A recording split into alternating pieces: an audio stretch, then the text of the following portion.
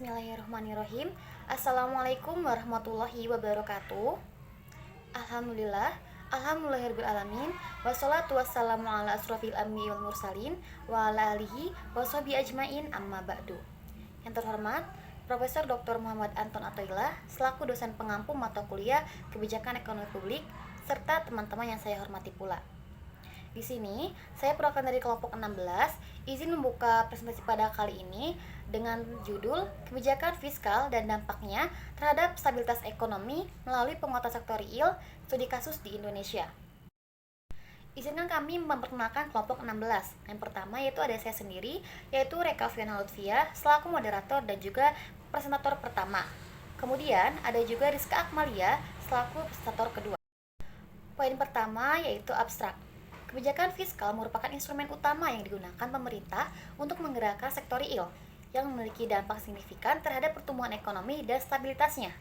Di Indonesia, kebijakan fiskal telah digunakan untuk memperkuat sektor real sebagai bagian dari upaya mencapai stabilitas ekonomi yang berkelanjutan.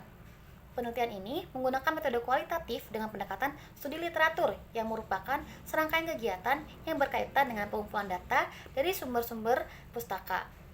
Penelitian ini bertujuan untuk menganalisis dampak kebijakan fiskal terhadap stabilitas ekonomi melalui penguatan sektor real di Indonesia. Hasilnya yaitu menunjukkan bahwasannya kebijakan fiskal yang tepat dapat meningkatkan produksi barang dan jasa dalam ekonomi real yang pada gilirannya akan menciptakan lapangan kerja dan meningkatkan kesejahteraan masyarakat.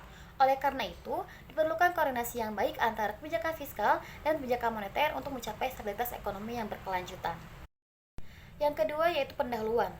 Dalam era globalisasi saat ini, stabilitas ekonomi menjadi kunci keberhasilan suatu negara dalam menghadapi dinamika ekonomi global. Kebijakan fiskal yang bijaksana dan terukur menjadi instrumen efektif dalam menjaga stabilitas tersebut. Kebijakan fiskal mempengaruhi stabilitas ekonomi melalui sektor real, yang berperan penting dalam produksi barang dan jasa.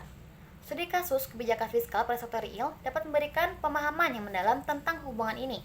Penelitian ini bertujuan untuk memahami dampak kebijakan fiskal terhadap stabilitas ekonomi melalui sektor real, sehingga dapat merumuskan kebijakan yang lebih efektif dalam mencapai pertumbuhan ekonomi yang stabil dan berkelanjutan. Selanjutnya yaitu kajian pustaka. Kebijakan fiskal memiliki peran penting dalam mengendalikan perekonomian suatu negara, terutama dalam mencapai stabilitas ekonomi dan bisnis. Konsep kebijakan fiskal yang baik dapat mengatur penerimaan dan pengeluaran pemerintah secara efektif, seperti yang diungkapkan oleh Keynes. Di sisi lain, sektor real sebagai sektor yang langsung terlibat dalam produksi barang dan jasa sangat dipengaruhi oleh kebijakan fiskal pemerintah, seperti regulasi pajak dan pengeluaran negara. Oleh karena itu, pemahaman yang mendalam tentang keterkaitan antara kebijakan fiskal dan sektor real menjadi krusial dalam menjaga stabilitas ekonomi melalui sektor real. Selanjutnya yaitu kajian teoritik. Ada 3, yang pertama kebijakan fiskal, yang kedua sektor real, yang ketiga itu adalah ekonomi. Yang pertama itu kebijakan fiskal. Kebijakan fiskal merupakan kebijakan ekonomi yang berhubungan dengan penerimaan pemerintah. Ini adalah suatu kebijakan ekonomi yang bertujuan memperbaiki kondisi perekonomian dengan mengubah penerimaan dan pengeluaran pemerintah. Kebijakan fiskal didasarkan pada teori-teori ekonomi Inggris, yaitu John Maynard Keynes, yang menyatakan bahwasannya peningkatan atau penurunan pendapatan ataupun pajak dan tingkat pengeluaran memiliki dampak pada inflasi, lapangan pekerjaan, dan aliran uang dalam suatu sistem atau suatu negara.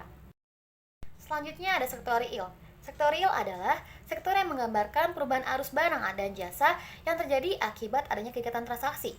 Dalam konteks ini, sektor real mencakup usaha mikro, usaha kecil, UMKM, atau usaha besar.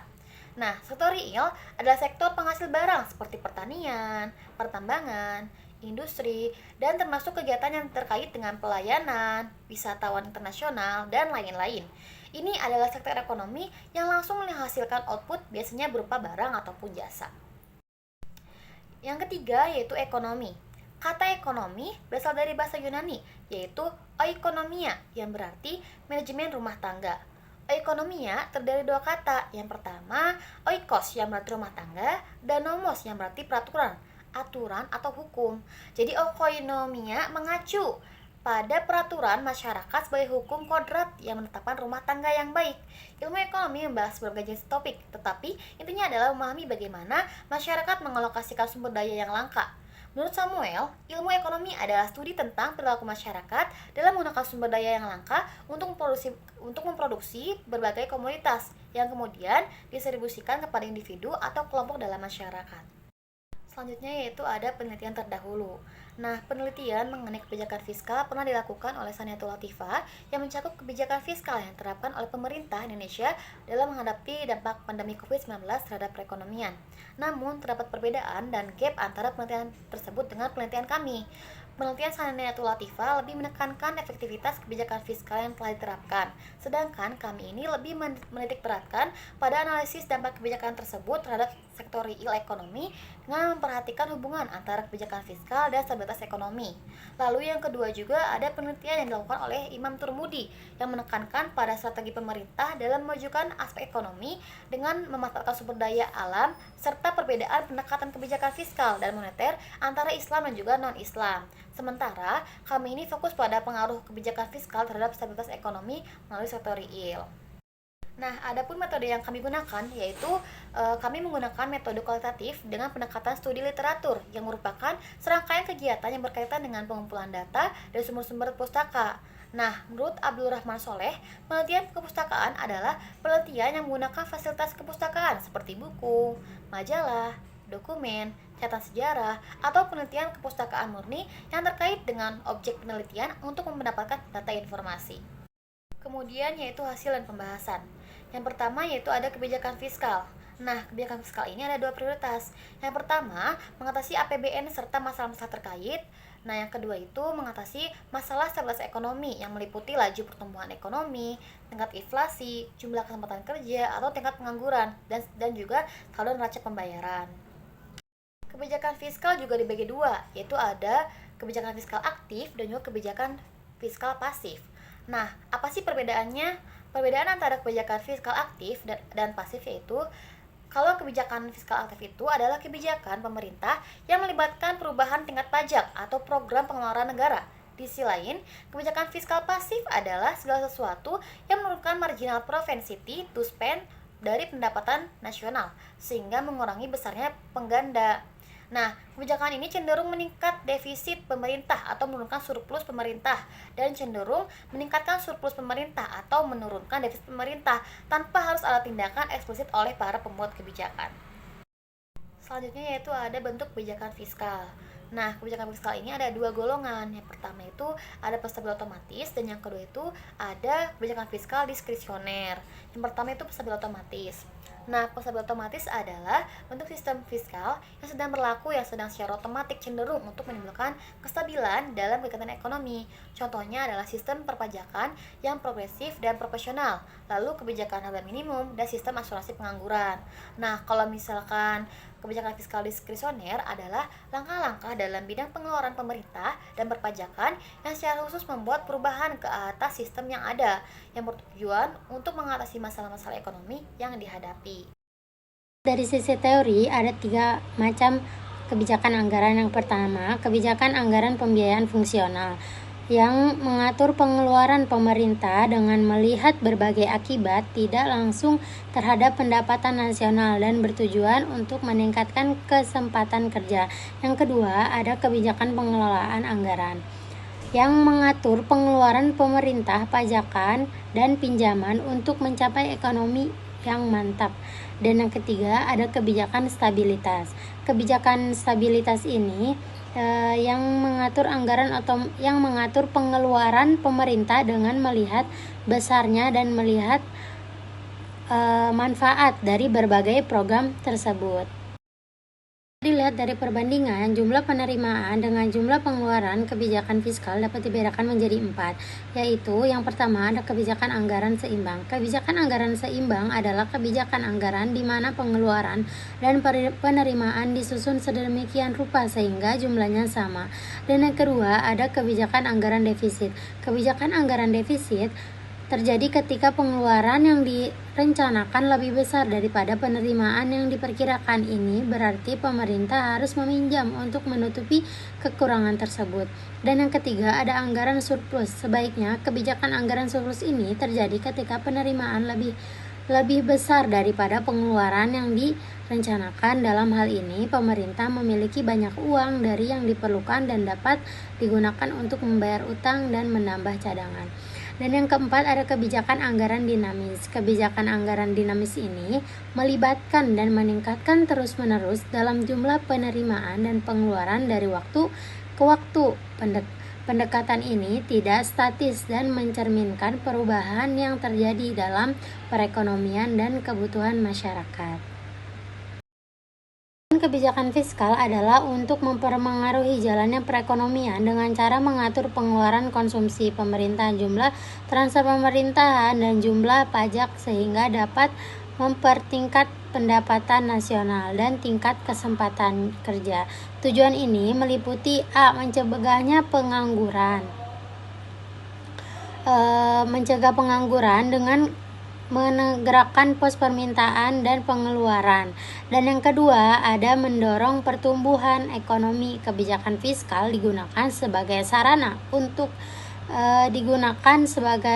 mendorong pertumbuhan ekonomi dengan meningkatkan dan memacu laju investasi di sektor swasta dan sektor negara.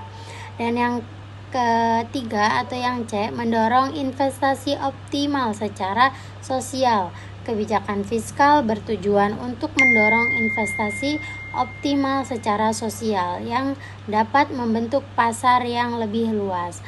Dan yang keempat atau yang D, meningkatkan kesempatan kerja. Kebijakan fiskal dimaksud untuk meningkatkan kesempatan kerja dengan pembentukan lapangan kerja melalui pembentukan perusahaan negara. Dan yang kelima atau yang E, meningkatkan stabilitas ekonomi. Kebijakan ini berperan penting dalam mempertahankan ekonomi menghadapi kekuatan internal dan eksternal, misalnya dengan menerapkan pajak ekspor dan impor untuk mengurangi dampak fluktuasi siklus internasional. Dan yang keenam atau yang K, mengulangi kebijakan dan bertujuan untuk menanggulangi pengangguran tingkat pendapatan yang lebih tinggi. Selanjutnya, saya akan sedikit memaparkan materi dampak kebijakan fiskal terhadap keseimbangan pasar barang dan jasa. Kebijakan fiskal yang meliputi peningkatan pengeluaran pemerintah atau pemotongan pajak memiliki dampak yang signifikan terhadap perekonomian. Salah satu dampak terutamanya adalah melalui efek multiplier, di mana kebijakan tersebut merangsang tambang pemerintah untuk barang konsumsi rumah tangga. Kebijakan di sektor real. Kebijakan di sektor real dalam pembangunan Indonesia menekankan pertumbuhan ekonomi sebagai fokus utama. Pertumbuhan ini diharapkan akan meningkatkan kesempatan kerja dan pendapatan per kapita, tercermin dalam PDB per kapita Indonesia. Namun PDB per kapita tidak sepenuhnya mencerminkan kesejahteraan masyarakat karena hanya memberikan gambaran rata-rata. Banyak kasus menunjukkan ketimpangan ekonomi di mana sebagian kecil memiliki kekayaan melimpah sementara sebagai besar hidup dalam kemiskinan. Oleh karena itu, evaluasi pembangunan yang lebih holistik mempertimbangkan kebutuhan dasar setiap warga negara untuk kebijakan yang lebih tepat sasaran. Penguatan sektor real. Yang pertama, kebijakan untuk memperkuat sektor real dapat dilakukan melalui berbagai langkah. Salah satunya adalah dengan mengalokasikan dana stimulus fiskal untuk infrastruktur. Dana tersebut dapat diprioritaskan untuk proyek-proyek infrastruktur yang memiliki dampak besar terhadap penciptaan lapangan kerja seperti proyek-proyek dalam bidang pekerjaan umum, transportasi, energi, dan perumahan rakyat. Yang kedua, ada dalam sektor transportasi terdapat berbagai kebijakan yang telah dilaksanakan, antara lain pengaman transportasi berdasarkan sistem transportasi nasional dan penyusun prakarasa pembuatan rancangan undang-undang atau RUU sistem transportasi nasional yang mengutamakan pengembangan angkutan massal dan di perkotaan, pemeliharaan dan rehabilitasi infrastruktur transportasi, serta pengembangan pelayaran keperintisan dan kelas ekonomi. Yang ketiga ada dalam sektor pertanian. Langkah-langkah kebijakan yang ditempuh meliputi peningkatan kelembagaan pertanian, terutama dalam hal permodalan dan penelitian, memberikan perlindungan kepada petani dalam konteks ketahanan pangan dan meningkatkan tingkat penghidupan masyarakat desa.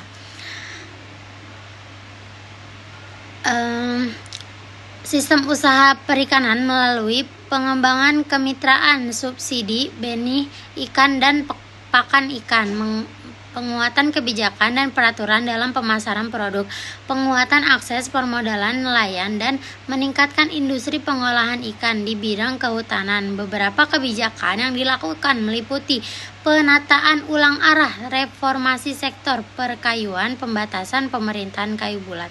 Dan yang keempat ada dalam bidang perdagangan dan industri. Upaya yang dilakukan perdagangan dan industri ini termasuk meningkatkan pencegahan dan penangkalan penyeludupan barang dari luar negeri, penguatan pasar dalam negeri, dan promosi penggunaan produk dalam negeri, serta meningkatkan ekspor hasil industri pada rakyat.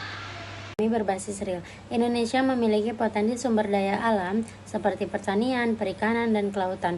Sumber daya ekonominya seperti perdagangan dan industri, dan sumber daya manusia jumlah penduduk yang banyak.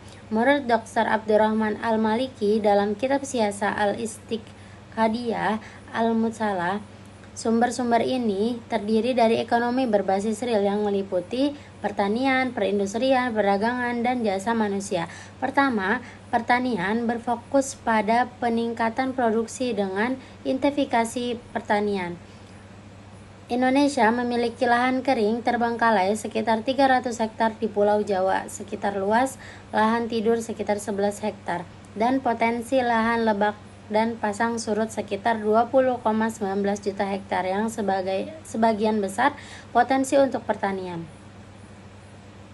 Industri harus sesi dengan hukum syariah dan kepemilikan bisa menjadi milik umum atau individu. Namun industrialisasi di Indonesia semakin lemah dan seharusnya dimanfaatkan untuk kemakmuran rakyat.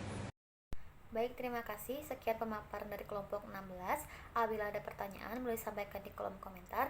Dan apabila ada teman-teman yang ingin menambahkan, boleh sekali untuk ditambahkan. Jadi kesimpulannya adalah kebijakan fiskal memiliki peran yang sangat penting dalam mempengaruhi stabilitas ekonomi melalui sektor real.